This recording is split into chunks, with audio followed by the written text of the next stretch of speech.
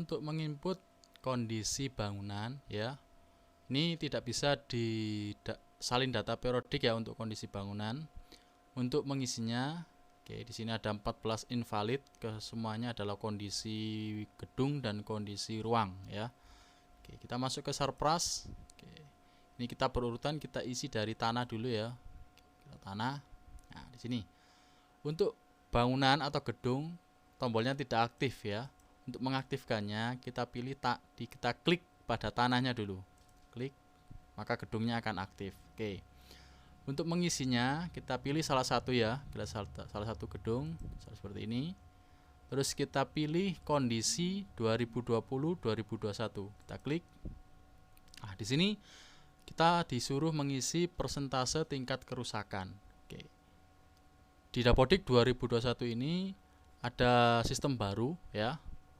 Ada sistem baru penilaian tingkat kerusakan. Oke.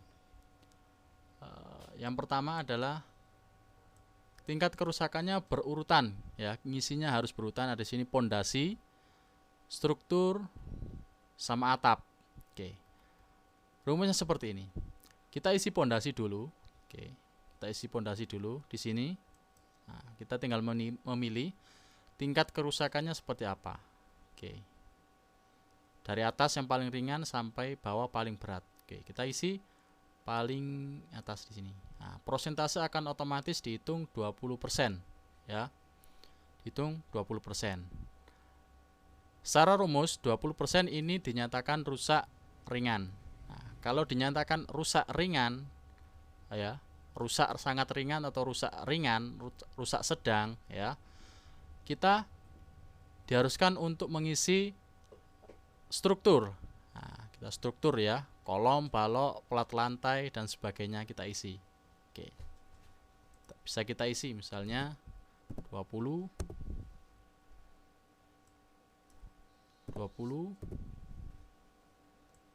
misalnya 20. Oke.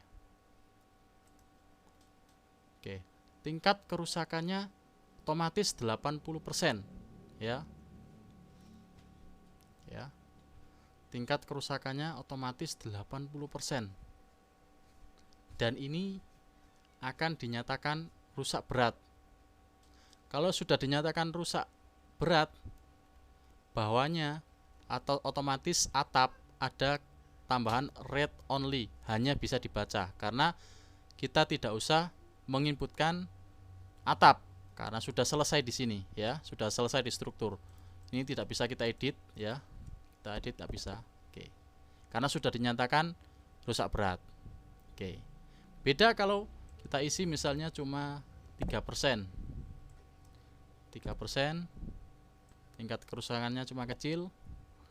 Oke, kita lihat di atas masih 29%, masih dinyatakan rusak ringan, bukan rusak berat. Maka atap read only-nya tidak hilang ya. Berarti kita harus disuruh mengisi tahap ketiga, yaitu atap, tingkat kerusakannya. Oke. Misalnya kita kerusakan atap ada 10%. Oke. Kita lihat ke atas 39% rusak sedang. Oke, rusak sedang. Oke.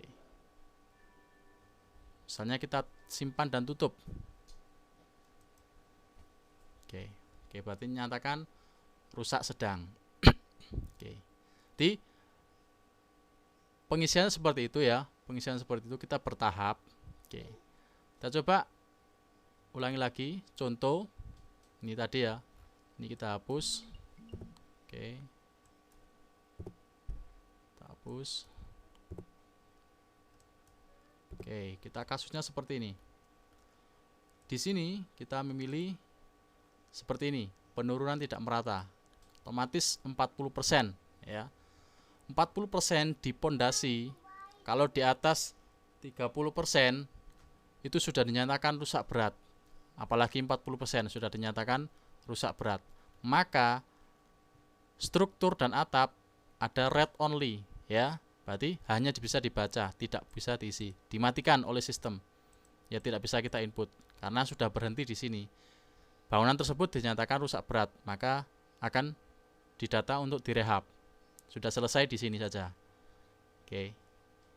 Kalau intinya di sini kriteria kerusakannya, kalau masih rusak ringan, sedang, kita harus mengisi sampai ke kolom atap ke bawahnya.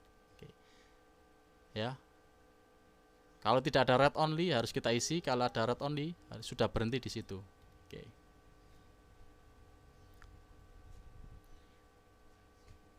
Oke, demikian ya. Semoga bermanfaat ya pengisian ini agar bisa dipahami. Oke, kita masuk ke ruang aja ya. Sekaligus dalam ini kita ruang. Contoh, kita ruang. Untuk masuk dalam ruang, gedung. Oke, di sini ada ruang, kita pilih ruang. Tadi gedung ya, sekarang ruang. Oke, kita masukkan di sini. Oke, kita ruang kelas misalnya ya. Oke, kita input kondisi ruangnya. Oke, kalau kelas beda dengan bangunan ya, beda dengan bangunan. Oke. Di sini persentasenya sudah ada 30%, 39 maksud saya, 39%. Kenapa? Karena sebelum ini kita input gedung itu 39% dan ruang ini adalah bagian dari gedung tersebut. Berarti sudah dinyatakan 39% kerusakannya, mengikuti kerusakan gedung ya. Karena ruang ini bagian dari gedung tersebut. Oke. Misalnya gini, kita nggak usah menghitung pondasi kalau ruang ya, kita hanya menghitung dinding, kerusakan dindingnya berapa, misalnya 10%. Oke, kita lihat. Oke. Oke. Kalau ruang berbeda dengan gedung atau bangunan ya. Kalau dinyatakan rusak berat, maka di bawahnya sudah tidak usah kita isi.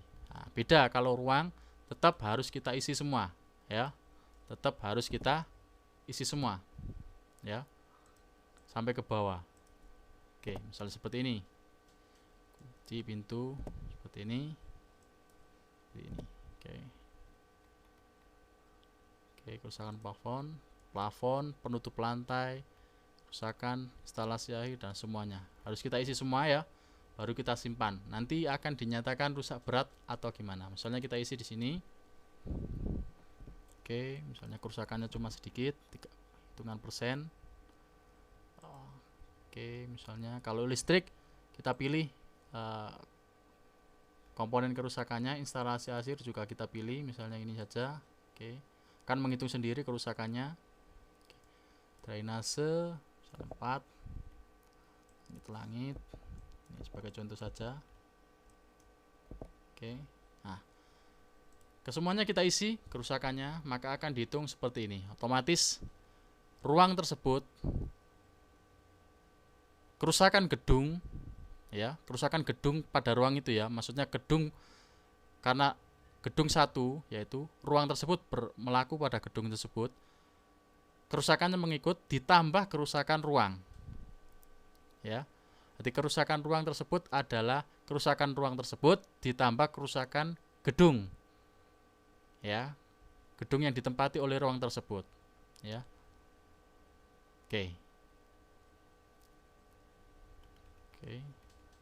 kita simpan. Oke, seperti itu ya kalau ruang mengikuti kerusakan gedung yang ditempati. Seperti ini ruang 1 mengikuti kerusakan gedung 1 yang sudah diinput kerusakannya sebelum ya tadi.